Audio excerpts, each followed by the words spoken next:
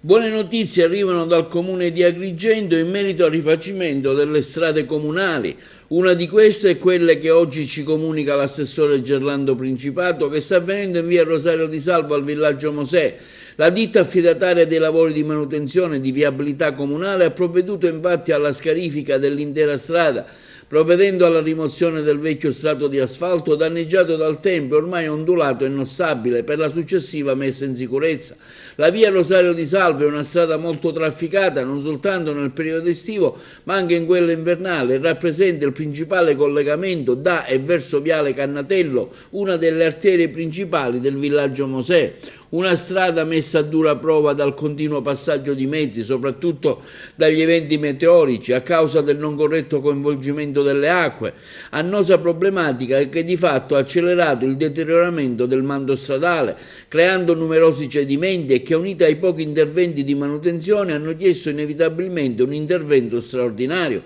Abbiamo da poco dato notizia della messa in sicurezza del Viale dei Giardini, ancora in corso, affermano il sindaco Miccichè e l'assessore Principato. Adesso siamo felici di dare notizia anche della messa in sicurezza della via Rosario di Salvo. Abbiamo abbandonato la vecchia idea che si è protratta negli anni della manutenzione stradale vista come una problematica irrisolvibile, inserendola nelle necessarie migliorie da apportare per la qualità della vita degli agrigentini, afferma l'assessore Principato. Abbiamo realizzato anche un piano di manutenzione stradali incentrato soprattutto sull'asfaltatura completa delle strade e di sistemazione dei marciapiedi annessi e lo stiamo facendo con i vari finanziamenti ottenuti dalla Regione e dal Ministero, ma anche con le somme provenienti dagli introiti dei condoni edilizi e dei permessi di costruzione. Il comune di Agrigento, afferma Principato, dal 5 gennaio 2023, terminato il livellamento dei giorni scorsi della strada necessari per ristabilire la planarità della stessa